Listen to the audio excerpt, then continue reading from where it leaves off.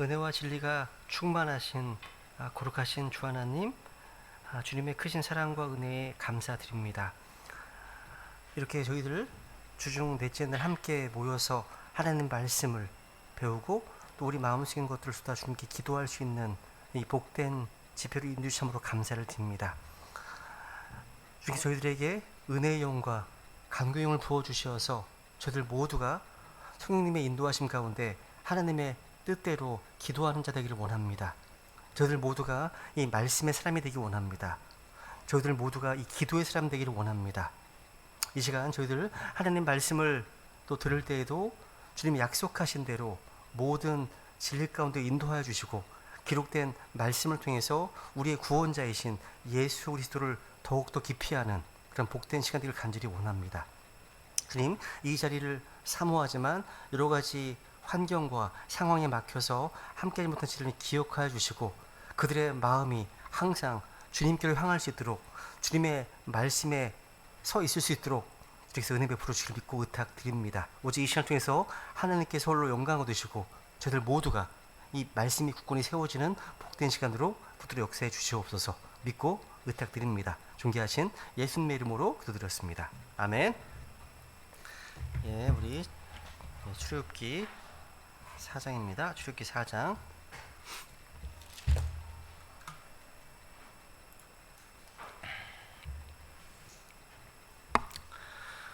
우선 출애굽기 4장 지난 시간 8절까지 봤는데요. 오늘 이제 9절부터 오늘 12절까지 출애굽기 4장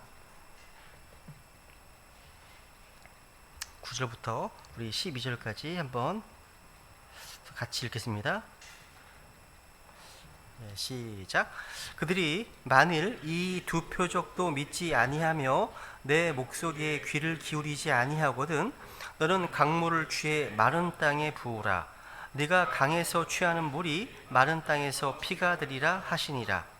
모세가 주께 이르되 오 내 주여 나는 말에 능하지 못하나이다.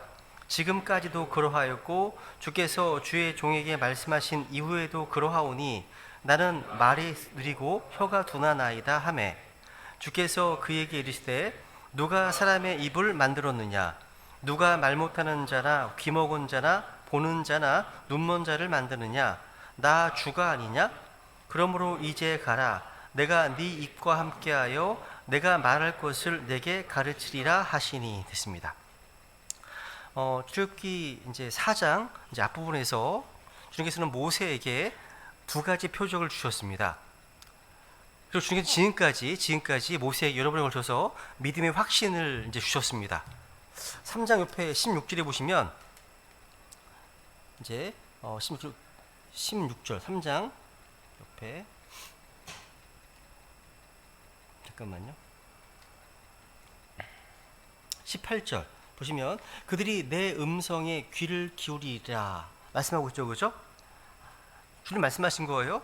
그리고 이제 막대기의 표적을 이제 행하게 하신 후에 4장 5절에 보시면 주님께서 모세에게 그분께서 이르시되 이것은 주 그들의 조상들의 하나님 곧 아브라함의 하나님, 이삭의 하나님, 야곱의 하나님이 내가 나타난 것을 그들이 믿게 하려 함이라 하시니라. 또 4장 8절에 보시면 이제 품속에 놓은 이 손이 나병에 걸렸다가 다시 깨끗해지는 표적을 통해서 8절에 보면 나중 표적의 소리는 믿으리라 이렇게 이제 확신을 계속 주고 계십니다. 이렇게 이제 이 정도면 아무리 이제 불신 가운데 있는 사람이라도 믿지 않을 수 없을 겁니다. 그러니까 이 정도면요 이스라엘 백성들에게 믿음을 심어주고 또 말씀을 전해주는데 어려움이 없다는 거죠. 그런데 이제 우리 주님께서는요 한 가지 표적을 더 주셨습니다. 이 표적은 직접 행하도록 하지 않으시고 말씀으로만 주셨는데 우선 이게 9절에 보시면 그들이 만일 이 두 표적도 믿지 아니하며 네 목소리에 귀를 기울이지 아니하거든 너는 강물을 취해 마른 땅에 부으라. 내가 강에서 취하는 물이 마른 땅에서 피가 되리라 하시니라 말씀하십니다. 이 표적은 이제 물이 마른 땅에서 피가 되는 겁니다. 피.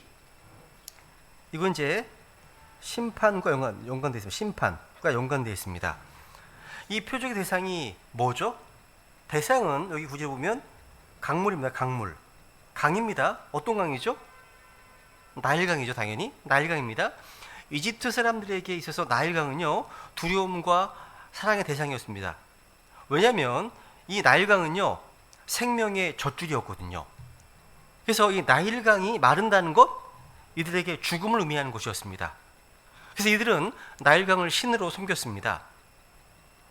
주님께서는 이 세 가지 표적을 통해서 이제 사람들을 믿을 거다. 그리고 내가 너를 보냈다는 사실을 알게 될 거라고 이렇게 말씀하시는 겁니다. 그러니까 핑계대지 말고 변명하지 말고 이제 순종하라는 거죠. 이 하나님의 메시지였습니다. 이 세 번째 표적은요, 그러니까 조건부적인 표적이에요. 조건부적인 표적. 이게 뭐냐면 모세의 증언을 믿지 않고 이제 앞에서 말씀하신 두 가지 표적을 믿지 않을 경우에 행할 표적이에요. 그죠? 그러니까 이스라엘 백성들이 모세의 증언을 믿는다면 이 세 번째 표적 행할 필요가 없어요. 없습니다. 이 세 번째 표적은 마지막 표적임과 동시에 이거는 경고의 표적입니다. 경고의 표적. 물을 피로 바꾸는 일은요, 심판을 의미하기 때문입니다. 이집트 사람들의 젖줄이고 생명이었던 나일강이 피로 바꾸어진다면 다 죽음에 이를 수밖에 없습니다. 이것은 하나님께서 세상을 심판하시는 심판자이심을 분명히 계시하시는 거예요. 무슨 말입니까? 하나님께서 그동안 말씀의 증거와 이런 반복된 표적을 믿지 않으면 마지막으로 세상을 심판하실 것임을 보여주신 겁니다. 하나님의 사람들이 말씀을 전하잖아요. 그러니까 이런 말씀의 증언들과 표적을 거부할 때 세상이 접하게 될 마지막 표적이 뭐냐? 자신들의 머리 위에 불같이 임할 심판이라는 경고입니다. 경고의 경고. 우리가 성경에서 물 그러면 여러 가지 의미가 있어요. 되게 많습니다. 근데 일차적으로 이 물은요, 제일 먼저 나오는 게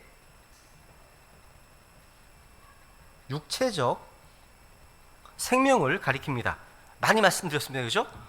이 물이 뭐 성령을 가리키기도 하고 하나님의 말씀을 의미하기도 하고 민족과 백성들을 의미하기도 하고 여러 가지 의미가 있습니다. 근데 이 물과 연관해서 가장 먼저 나오는 의미는 육체적 생명을 일컫습니다.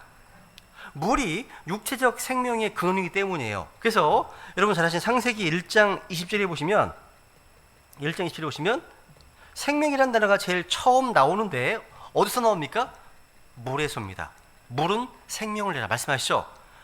세상의 모든 생명들이 물에서 나왔습니다. 그죠? 그래서 잠언에 보시면요, 우리의 생명이 물에서 탄생한다는 사실을 이제 얘기합니다. 우리는 모두 10개월 동안 어머니의 뱃속, 양수 속에 있다가 나옵니다. 그래서 여자를 성경에는 샘이라고, 아내를 샘이라고 증언합니다. 잠언 5장 18절 보세요 한번. 잠언 5장 18절. 잠언 5장 18절. 내 셈이 독되게 하고 네가 젊을 때 취한 아내와 더불어 기뻐하라. 내 셈이 누굽니까? 뒤에 나오죠? 젊을 때 취한 아내입니다. 셈은 곧 아내네요. 그렇다면 이 셈에서 나온 자식들은 셈들이 됩니다. 성경에 그렇게 말씀하십니다. 뒤에 보세요. 16절 이후 16절.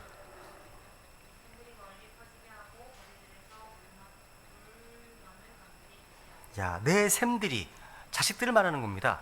그래서 이사야서 48장 1절에 보면 하나님은 이스라엘을 일컬을 때 그들이 유다의 물들에서 나왔다고 말씀합니다. 유다의 물들에서 나왔다고 되어 있죠, 그죠? 그러니까 이런 연관 구절들을 통해 보면 물이 의미하는 뭡니까? 물? 육체적 탄생, 육신의 생명을 의미하는 것을 알 수 있습니다. 모든 사람은 물로 태어납니다. 물에서 태어난 사람은 누구나 썩지 않는 이 말씀을 통해서 다시 한번 성령에서 태어나야 됩니다. 거듭나는 거죠, 그죠? 필요한 거예요. 그렇지 않으면 하나님께 들어갈 수 없거든요. 그러니까 물이 피가 되는 심판의 표적을 보기 전에 모든 사람들은 예수 그리스도의 피를 믿음으로 구원받아야 하는 겁니다. 먼저. 이 중요한 거죠, 그죠? 다시 여기 출애굽기 다시 가보세요. 4장 10절. 출애굽기 4장 10절. 이제 모세가 이제 이런 변명을 하네요. 모세가 죽기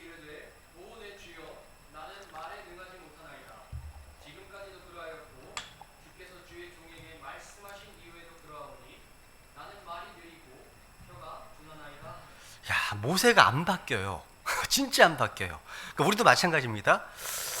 여러분, 하나님께서는 지금까지요 여러 번 걸쳐서 표적을 이제 주셨고 믿음의 확신을 주셨는데 모세의 답변은 안 바뀌네요. 별로 안 달라졌습니다. 모세는 하나님의 부르심과 관련해서 또 할 수 없다고 이렇게 대답했습니다.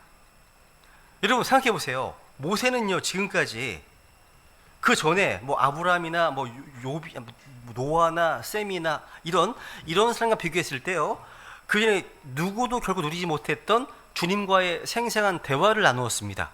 그리고 주님께서 함께 하시겠다 이런 약속도 주셨고 또 표적을 행할 수 있는 능력도 주셨습니다. 그런데 모세는 여전히 주님의 그런 부르심에 믿음으로 화답하지 못하고 있습니다. 왜? 여기서 뭐라고 변명합니까? 자신이 말에 능하지 못하다는 이유 때문에. 말에 능하지 못합니다. 그래서 주님의 부르심을 거부한다는 겁니다. 자신은 말이 느리고 혀가 둔하답니다. 그러니까 모세는 자신이 하나님 말씀을 전하기에는 적합하지 않다고 생각하는 겁니다. 주장하는 겁니다. 말이 느리고 혀가 둔하기 때문에. 여러분 이런 말을 들으면 되게 겸손한 말처럼 보여요. 그냥 영적인 것처럼 보입니다. 하지만 하나님의 말씀에 순종하지 않는 것은 영적인 것이 아닙니다. 겸손한 것도 아닙니다. 불순종이죠. 주님께서 말씀을 전하려고 하셨으면 전하는 것이 영적인 것이고 겸손한 겁니다. 이 말씀을 전하는 명령에 순종하지 않는 것이 육신적인 것이고 교만한 거죠. 여러분 모세의 변명 다시 한번 보세요. 오 내 주여 나는 말에 능하지 못하나이다. 또 나는 말이 누리고 혀가 둔하나이다. 그러니까 모세는요 자기의 육체적인 어떤 한계로 인해서 주님의 말씀을 거부했습니다. 여기서 모세가 진짜 말을 못할까? 이게 진짜인지 거짓인지 뭐 따지는 거 의미가 없습니다. 그러니까 모세 육체적인 연약함이 주님의 부르심을 거부할 정당한 이유가 될 수 없기 때문이에요. 당연하죠, 그죠? 하나님의 교회 안에서도 마찬가지예요. 주님께서 뭔가를 하라고 부르시잖아요. 부르시면 이와 비슷한 변명을 하는 사람들이 종종 있습니다. 여기 모세를 생각해 보세요. 모세가 정말 말을 못하는 사람이었을까요? 그렇지 않아요. 말 잘하는 사람이었습니다. 한번 사도행전 7장 보세요. 그 증거를 봤죠, 우리는? 사도행전 7장 22절. 사도행전 7장 22절.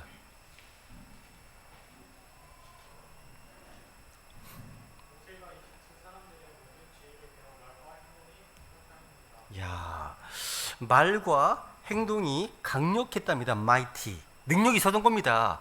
말과 행동이 강력했다고 되어 있습니다. 그러니까 이 말씀에 의하면 모세가 말을 잘했어요, 못했어요? 성경은 분명히 말과 행동이 강력했다고 증언하고 있습니다. 근데 모세는 나 잘 말 못한다고 변명하고 있는 거예요. 여러분 자신의 입술을 주님께 드리면 영광스러운 도구로 쓰임받을 수 있습니다. 물론 이런 생각을 할 수 있습니다. 40년간의 미디안 광야 생활 가운데 말이 좀 아둔해지거나 언어 어떤 센스 그런 감각이 좀 상실할 수도 있어요. 그렇다 하더라도 우리가요 능변으로 하나님 일을 하는 것은 결코 아닙니다. 하나님의 왕국은 말에 있는 것이 아닙니다. 권능에 있다고 말씀하시거든요. 권능에 있다. 그러니까 하나님의 권능이 함께하지 않는 한 단순한 말주변 이런 걸로서는 하나님의 일을 할 수 없습니다. 하나님이 함께 하실 때 거기 권능이거든요. 함께 하실 때. 여러분 교회사에 보시면 아주 유명한 예어가 하나 있습니다. 미국의 제1차 영적 대붕, 각성, 영적 대각성 운동 때 크게 쓰임받았던 인물이 조나단 에드워드입니다. 그러니까 이분은 설교 방식이요. 자신이 이제 설교 원고를 다 써가지고 와요. 써가지고 온 원고를 그냥 딱 보면서 쭉 읽었답니다. 그냥. 읽고 내려갔다는 거죠. 쭉 읽어나갔다는 하는 거죠. 그런데도 그 메시지를 들은 사람들은 당장 지옥에 떨어질 것 같아서 기둥뿌리를 붙잡고 벌로 떨었다는 겁니다. 하나님을 두려워했다는 거예요. 그러니까 주님의 권능이 함께 하시면 이리처럼 다른 거예요. 이게 핵심의 핵심. 내 말주변이 아니라는 거죠. 하나님이 함께 하시면 달라요. 뭔가 다릅니다. 근데 모세는 지금 자신의 어눌한 말솜씨 때문에 주님 주신 사역을 할 수 없다고 변명했습니다. 오늘날 21세기 라우디키아 가장 미지근한 교회, 휴거 직전의 교회 모습, 이게 마지막 시대의 교회 모습입니다. 이 라우디키아 교회 많은 사역자들이요, 사람을 울리는 화술이 필요하다, 능란한 설교가 필요하다, 화려한 말씀씨가 필요하다, 이것이 주의 종들이 갖춰야 될 필수 조건이다, 이렇게 주장합니다. 이게 여러분 우리 크리스찬들 가운데 마찬가지입니다. 전도를 하지 못하는 사람들이 흔히 하는 고민 중에 하나가 뭡니까? 자기는 말을 잘 못했어요, 이런 말 하거든요. 말을 잘 못해서 이런 말 합니다. 근데 우리는 모세뿐만 아니라요, 여러분 신약 성경에 상당히 많은 서신서를 기록했던 인물 바울도요 말을 잘 못했습니다. 그거 아세요? 바울도 말을 잘 못했답니다. 그래서 고린도 교회 성도들이요 바울의 말투 때문에 엄청 혹평했습니다. 성경에 나와요. 보세요. 고린도 11장, 고린도 후서 11장 보세요. 6절. 고린도 후서 11장 6절.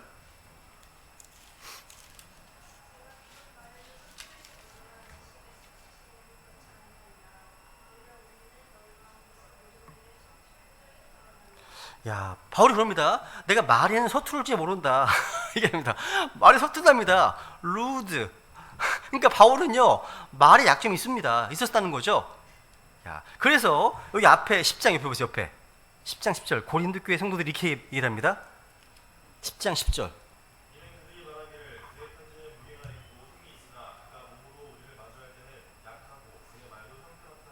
야, 그의 말이 his speech입니다. 스피치가 contemptible, 아주 형편없다, 이런 거에 지금 상상이 되세요? 무슨 얘기예요? 이건요, 우리가 생명의 말씀을 전할 때 필요한 게 뭡니까? 말빨이 아닙니다. 말의 지혜가 아니라는 거예요. 언변이 아니라는 겁니다. 자, 고린도 전서 또 볼까요? 여러분, 좋은 말과 빼어난 말솜씨로 사람을 속이는 자들보다 진실함과 성령님이 나타나신 가운데 복음을 증언해야 한다는 겁니다. 바울은 말은 서툴렀지만 능력 있게 말씀을 선포했습니다. 복음은요, 말의 지혜, 사람의 지혜, 또 세상의 지혜가 아닌 하나님의 권능에 있도록 해야 됩니다. 세상의 어떤 지혜? 생각해 보세요. 복음 전하는데 무슨 마인드 강의한다든가 이런 거 있잖아요. 다 세상 지혜 아닙니까? 그게 아니라는 거죠. 바울은요, 자신이 배우고 익힌 세상 지혜로는 하나님의 복음 사역을 할 수 없다는 사실을 절감한 사람입니다. 하나님은요, 모세의 말솜씨와 지혜를 필요로 하지 않으십니다. 하나님께는요. 고린도전서 2장, 고린도전서 2장 1절 2절을 보세요. 고린도전서 2장 1절 2절.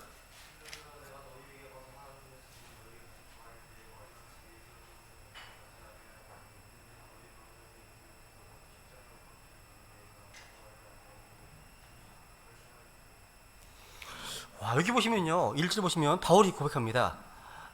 내가 너희 가서 하나님의 증언을 밝히 말할 때 뒤에 말이나 지혜에 뛰어난 것을 가지고 하지 아니하였느니, 뛰어난 것, 엑셀런시, 탁월함, 이걸 가지고 하지 아니하였다 얘기하네요.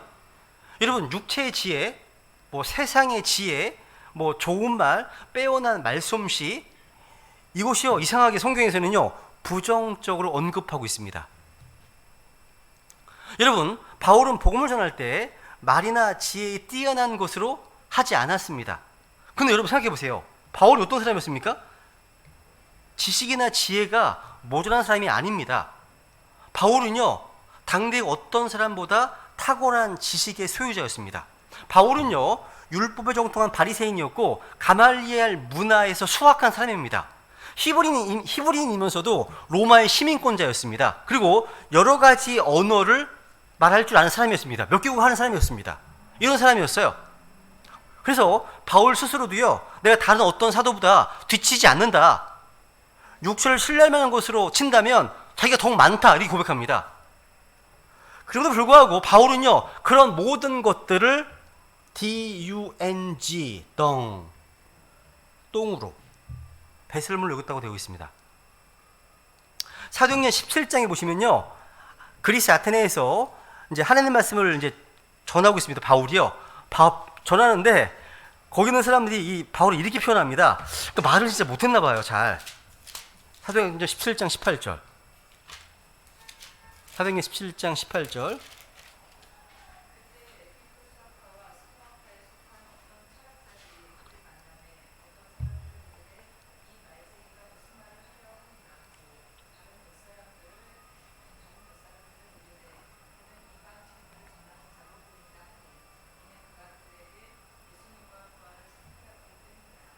야, 여기 보시면 바울이 이 말쟁이가 무슨 말을 하려 하느냐라고 되어 있죠. 이 말쟁이가 말쟁이가 디스페블러.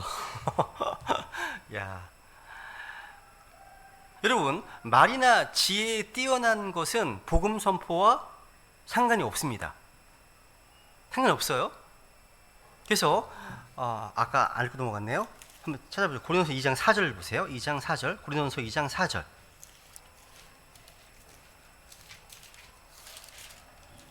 그러니까 우리에게 필요한 것은 주님 앞에 무릎 꿇고 기도하는 겁니다. 지혜를 구하는 게 필요합니다. 2장 4절.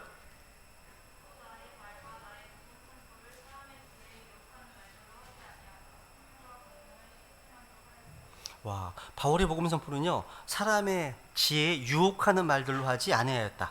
성령과 권능을 실증함으로 했다. 간증합니다.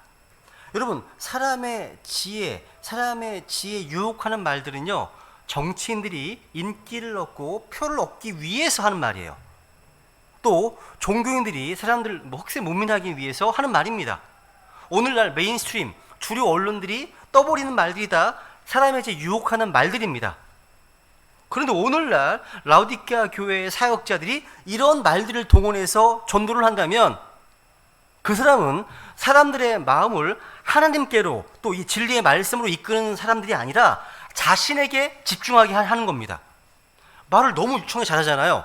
그러니까 뭐냐면 성경 말씀 대신에 자신에게 모든 관심을 집중하도록 하는 것이 말의 지혜예요. 이 사람 말 참 잘하네. 그죠? 이 사람 이런 거잖아요. 그죠? 그게 아니라는 겁니다. 로마서 16장 보세요. 앞에 16장 18절. 로마서 16장 18절.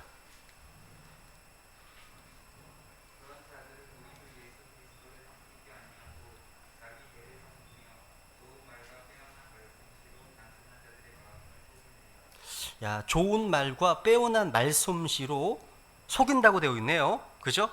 그러니까 바울 당시에 이런 사람이 있었나 봐요. 좋은 말과 빼어난 말솜씨로 속이는 자들이 있었습니다. 말이나 지혜에 뛰어난 것을 자랑하는 사람들은요, 정치인들이죠. 그죠? 사기꾼들 역시 말로 먹고 사는 사람들입니다. 사기꾼들 마찬가지예요. 그죠? 그런데 그리스도의 복음을 선포하고 하나님의 말씀을 밝히 말하는 데는요, 언변이나 지혜에 뛰어난 것이 필요한 게 아니라 믿음과 성령 충만이 절대적으로 필요한 겁니다. 이거 꼭 기억해야 됩니다. 그렇다면 우리는 이 모세의 변명이 하나님 보시기에 아무것도 아닌 거예요, 진짜. 사실 모세는요, 주님 앞에서 겸손을 가장한 교만을 드러내고 있습니다. 문제는요, 이 모세의 말이나 혀에 있는 문제가 아닙니다. 마음이 있습니다. 모세의 마음이 문제입니다. 주님께서는요, 모세의 지혜를 빌리시는 게 아니에요. 모세의 능력을 빌리시는 게 아닙니다. 하나님은요, 모세의 능력이 필요하지 않아요. 그분 하나님이시기 때문에. 그죠? 하나님은 모세의 말솜씨가 필요한 건 아닙니다. 하나님은요, 모세의 순종과 헌신이 필요한 분이십니다. 이게 포인트예요. 그렇지. 순종이 필요한 거, 순종. 헌신이 필요한 겁니다. 11절. 다시 출애굽기 4장 가보세요. 이제 주님의 답변. 이 모세의 핑계, 변명에 대한 주님의 답변을 한번 들어보세요. 출애굽기 4장 11절.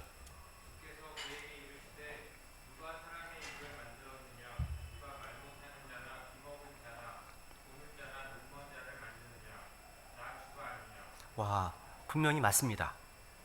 하나님께서는요, 말 못하는 크리스찬들을 말하게 하시고 증언하게 하실 수 있습니다. 주님께서는 듣지 못하는 크리스찬들에게 하나님의 말씀을 듣게 하실 수 있습니다. 하나님께서는 보지 못하는 크리스찬들에게 성경 말씀의 의미를 보게 하시고 또 이 세상 상태를 보게 할 수 있습니다. 주님은 여기서 모세를 책망하십니다. 근데 11절 이 말씀은요, 표시해 보세요. 이 말 표시해 놓으세요. 이 말씀은 주님 자신에게 좀 불리한 진술처럼 들려요.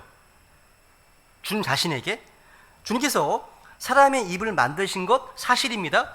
그런데 뒤에 나와 있는 말 못하는 자, 귀 먹은 자, 또 눈먼 자, 누가 만드셨습니까? 누가 만드신 거죠? 주님이시라는 거예요. 신체의 장애가요, 뭐 저주의 결과나 범죄의 결과가 아니라 하나님의 영광을 드러내기 위한 도구라는 겁니다. 사람들에게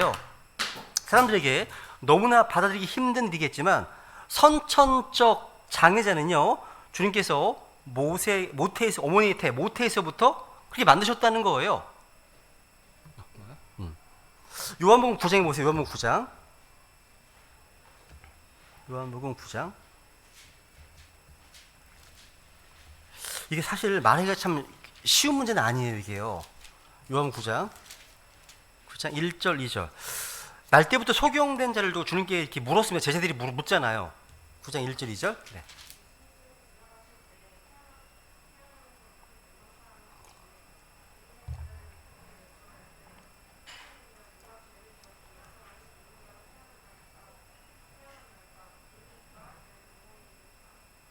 여기 제자들은 아마 출애굽기 4장 말씀을 듣지 못했나 봐요. 아니면 들었다면 믿지 않았던 것이 분명해요. 주님께서 뭐라고 답변하십니까? 3절.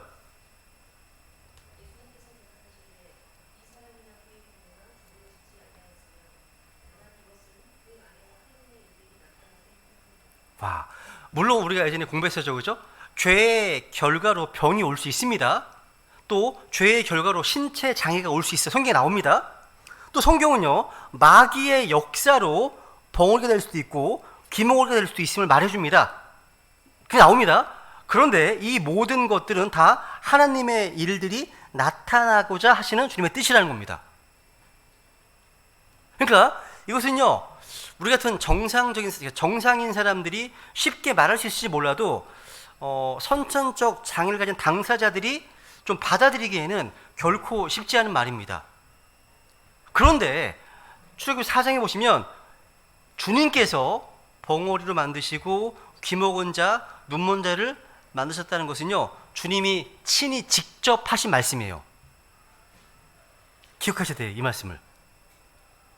러크만 목사님의 그 책에 그런 예화가 납니다. 되게 유명한 예화인데 이것도요, 어떤 유명 인사가요, 듣지도 못하고 말하지도 못하는 아이들 앞에서 자신의 종교관에 대해서 말하고 있었습니다. 근데 이 사람은, 유명 인사는 무신론자였거든요. 근데 그 아이들이 성경적인 입장을 옹호하니까 이 사람은 안달이 났습니다. 그래서 손짓으로 말하고 칠판에 막 답을 쓰고 계속하다가 마침내 이 사람이 이성을 잃었어요. 맛이 갔어. 이성을 잃었습니다. 화가 나는 거야. 그리고 10살 먹은, 앉아있는 10살 먹은 어떤 여자 어린아이를 지목해서 물었습니다. 정말 하나님 너희가 말하는 것처럼 사랑이 많으시고 능력이 많으시다면 어떻게 그런 하나님이 너희와 같은 아이들을 낳을 수 있겠냐고. 이 소녀가요, 그 질문의 내용을 이해하고 씩 웃어요. 지긋히 웃으면서 칠판으로 다가가서 적습니다. 이렇게 썼습니다. 성경 구절이에요. 이렇게 보세요 한번. 마태복음 11장 26절입니다. 이 말씀 적었어요. 마태복음 11장 26절. 성경을 외우고 있어요. 야, 되게 여유가 있는 거예요. 애들인데도, 세상에. 우리 베드레 신대교회 주일학교 아이들도 이래야 되는데, 그죠? 말씀이 탁 튀어나와야 되는데, 그죠? 마태복음 11장 26절.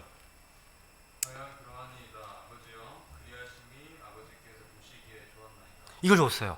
아버지 보시기에 좋았나이다. 적은 거예요. 와. 여러분, 또 교회에서 보면요, 프랭크 노리스가 목회했던 제일 친내교가 있었습니다. 이 미국 포트워스에 있었거든요. 그 교회는요, 아주 수수하게 생긴 10대 소녀가 있었습니다. 근데 얘가 이제 이 소녀는 6살 정도의 지능밖에 이제 안 되는 아이였답니다.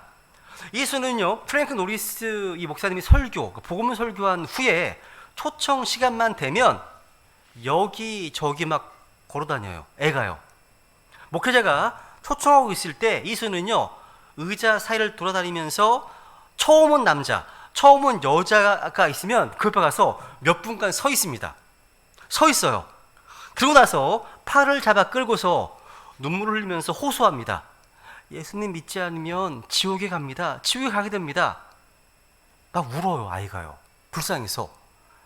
이 아이로 인해서요, 매 주의 첫날마다 5사람에서 10명 정도가 이 어린아이의 어떤 증언을 통해서 예수님을 자신의 구주로 받아들였다고 합니다. 그런 간증이 있어요, 이게.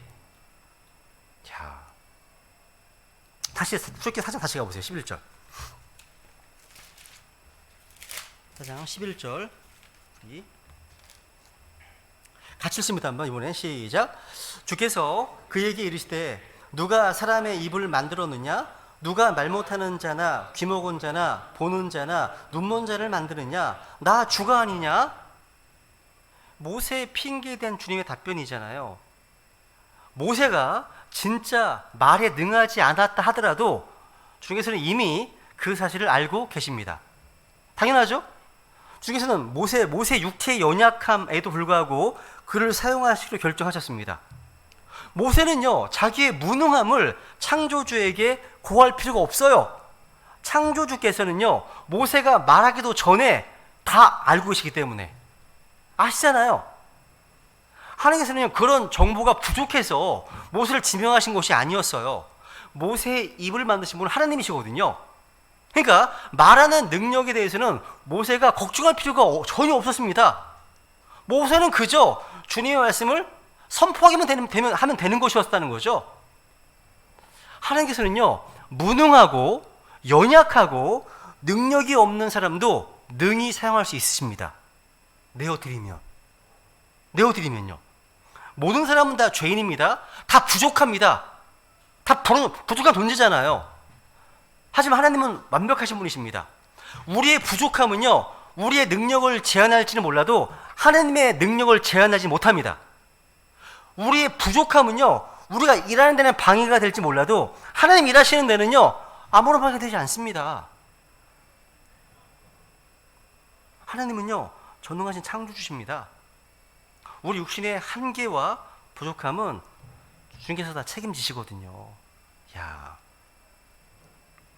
그러니까 우리는 모태에서부터요, 어떤 유전적 요인 때문에 선천적 장애를 가지고 태어난 사람들에 대해서 어떤 편견을 가져서는 안 됩니다. 우리를 지으신 분이나 그런 분들을 지으신 분 동일하시기 때문이에요. 같으신 분이십니다. 지금 주님께서 모세에게 주시고자 하는 말씀은요, 모세의 말 못하는 문제는 주님의 명령을 수행하는데 전혀 문제가 되지 않는다는 점입니다. 이유가 뭡니까? 간단해요. 12절.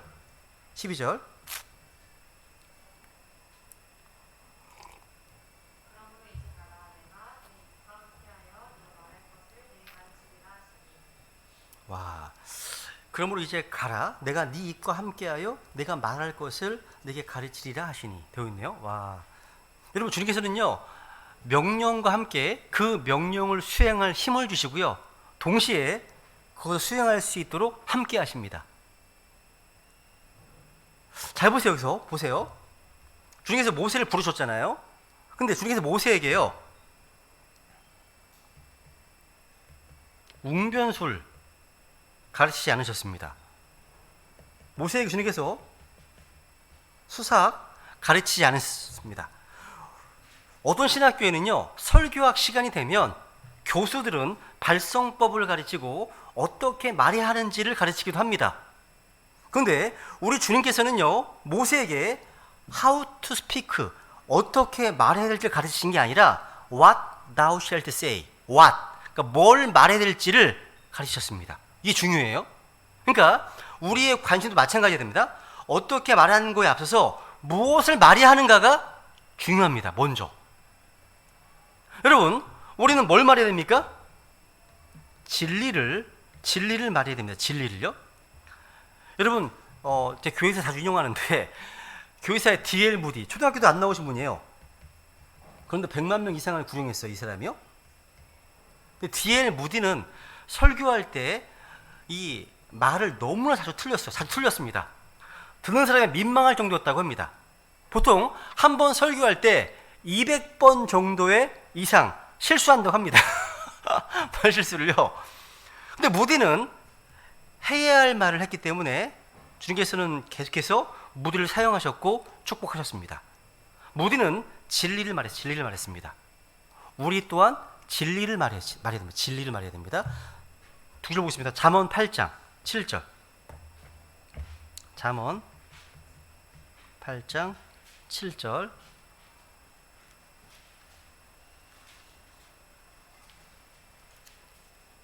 내 입이 진리를 말하리니 사탄은 내 입술에 가증한 것이니라. 야, 내 입이 진리를 말하리니 되어 있죠? 그럼 진리가 뭐죠? 요한복음 17장 17절 아버지의 말씀은 진리니이다. 요한복음 14장 6절 내가 곧 길이요 진리요 생명이니 예수님이 진리십니다.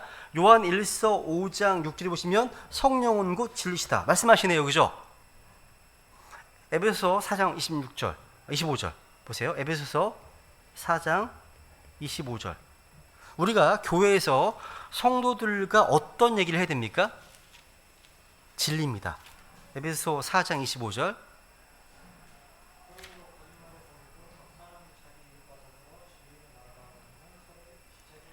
거짓말을 버리고 각 사람이 자기 이웃과 더불어 진리를 말하라. 왜냐하면 우리가 서로 지체되기 때문에요. 그러니까 우리가 교회에 모여서 지체들 간에 교제할 때 세상 영화나 뭐 드라마나 각종 뭐 사건 사고나 뭐 누군가에 대한 어떤 평가나 판단 이런 곳에 대해서 하는 우리 얘기의 대화 주제가요. 우리가 만나서 하는 말이 누군가를 백바이트 뒤에서 물어뜯는 뭐 그런 이야기라면 죄를 짓는 겁니다. 그거 회개해야 되겠죠. 뭘 얘기해야 됩니까? 여기 보니까 진리를 말하라. 이 말씀은요. 그러려면 진리를 말하려면 우리 마음의 중심에 항상 진리가 가득 차 있어야 됩니다. 입으로 나오려면 마음에 가득한 입으로 나오기 때문이에요. 그러니까 우리 마음판에 진리가 늘 있어야 된다는 뜻입니다. 여러분 우리는요 뭐 말이 느리고 입술이 둔하다 할지라도요 복음의 진리를 말하기 때문에 담대할 수 있습니다. 복음의 진리이기 때문에. 바울이요 에베소 6장에 보시면 주님께서는요 우리 입과 함께 있어서 우리가 해야 될 말을 가르쳐 주십니다. 여러분 우선 에베소 6장 19, 20절 에베소 6장 19절 20절.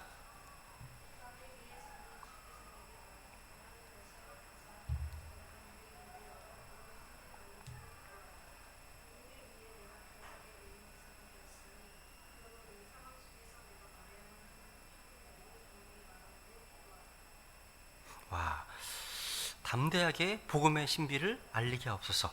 야, 우리가 정말 입이 진짜 언변이 없다 할지라도요 복음의 진리를 담대하게 말할 수 있습니다. 복음의 진리이기 때문에. 그죠? 야, 주님께서는요 우리 입과 함께 계셔서 해야 할 말을 가르쳐 주십니다. 특히 여러분이 순종하는 가운데 주님께 우리에게 명령하신 말씀에 순종하고자 하잖아요. 주님께서 우리 입과 함께 하십니다. 특히 복음 전할 때는 마찬가지예요. 야, 다시 출애굽기 4장 다시 보세요. 4장 다시 12절. 그러므로 이제 가라. 내가 네 입과 함께하여 내가 말할 것을 네게 가르치리라 하시니. 이거 보시면요. 보시면 동사를 보시면 가라 나오고 그 다음에 가르치리라. 가라 가르치리라 되어 있죠. 여러분 학교는요 배우러 오는 사람들을 가르치잖아요. 돈을 받고 가르칩니다. 근데 교회는 가서 가르칩니다. 우리가 가지 않으면 아무도 가르칠 수 없습니다. 마태복음 28장 기억하십니까? 그러므로 너희는 가서 모든 민족들을 가르치고 go 가서 가르치고 다르죠 약간 그죠? 이게 바로 미션 선교의 원리입니다. 가서 가르치는 것. 우리가 믿음으로 순종한다면요 주님께서 우리의 입과 함께 하실 겁니다. 그리고 내가 무슨 말을 해야 될지 가르쳐 주시는 체험도 하시게 될 겁니다. 순종하면요. 순종하면. 주님께서는 성경 곳곳에서요, 우리에게 진리를 증언할 수 있는 말을 주님께서 약속하셨습니다. 이사야서 50장 4절. 이사야서 이제 마무리하겠습니다. 이사야서 50장 4절. 이런 말씀부터 기도하셔도 돼요. 하나님, 저에게 때에 맞는 말을 할 수 있게 도와주시옵소서. 학자의 혀를 달라고 기도할 수 있고요.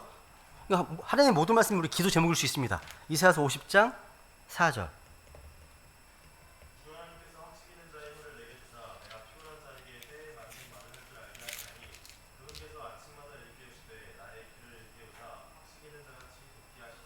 야, 기도하세요. 주님, 저에게 학식는 자의 혀를 주옵소서.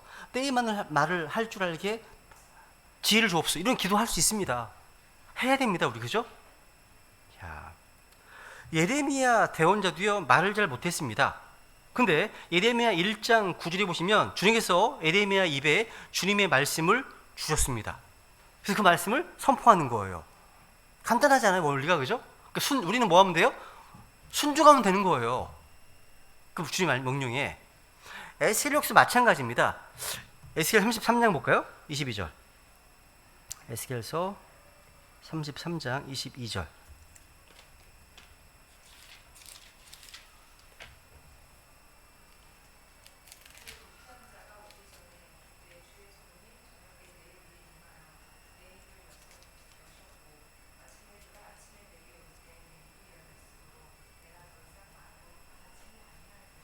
야, 내 입이 열렸으므로 내가 더 이상 말을 못하지 아니하였노라 되었네요. 야, 마찬가지입니다. 신약성도 마찬가지예요. 이런 게 많이 있습니다. 그러니까 문제는요, 우리의 아둔한 입이 문제가 아니에요. 우리의 아둔한 혀가 문제가 아닙니다. 우리의 마음이, 믿음이, 순종이 중요한 키포인트입니다. 이게요. 우리의 믿음, 순종, 마음, 이게 중요한 문제라는 거죠. 그래서 주님의 명령은요, 더 이상 핑계를 대지 말고 하나님의 부르심과 명령에 순종하라는 것입니다. 그죠? 하나님께서는 자신이 만든 그릇을 통해서 능히 어떤 일이든 하실 수 있기 때문에. 여러분은 능력이 없는 사람입니까? 말을 잘 하지 못하는 사람입니까? 말씀을 잘 전하지 못하는 사람입니까? 그렇다면 우리는 하나님의 능력이 어떠한지 알고 하나님을 신뢰하는 법을 배워야 됩니다. 그러니까 우리의 연약함은요, 하나님의 능력을 발휘하실 그 스페이스, 공간이 되는 겁니다. 우리 연약함은요. 그죠? 여러분, 우리가 연약할수록 하나님께서는 더 큰 능력으로 우리 연약함을 채워주실 거기 때문에. 그죠? 그러니까 연약할수록 하나님이 더 영광 받으실 수 있습니다. 그죠? 그리고 우리는 마지막으로 겸손하고요. 이 겸손하고 unbelief, 불신. 이 겸손과 불신을 혼동해서는 안 됩니다. 주의 말씀에 그러니까 불순종하는 것은요, 겸손이 아니에요. 불신이에요, 불신. 불신인 거예요. 잊지 말아야 됩니다. 하나님을 신뢰하고 주님의 그 말씀을 믿음으로 붙들어야 된다는 거죠. 그리고 주님 시키시는 일을 하라는 겁니다. 우리가 아무리 연약해도 하나님께서 우리와 함께 하신다면 하지 못할 일이 없습니다. 능력을 주시기 때문에. 그 다음에 주님께서 우리 부르실 때 주저하지 마세요. 자신의 연약함과 부족함을 가지고서 핑계대지 말라는 거죠. 그죠? 우리 이 시간 주님께 믿음으로 순종하겠다고 좀 고백하시면서 결단하면서 조용히 기도하시겠습니다. 그럼 주님 앞에. 그리고 개인 기도 하신 후에 서로 모여서 성도 노트를 가지고서 공부하는 시간을 갖고 마무리하겠습니다. 우선.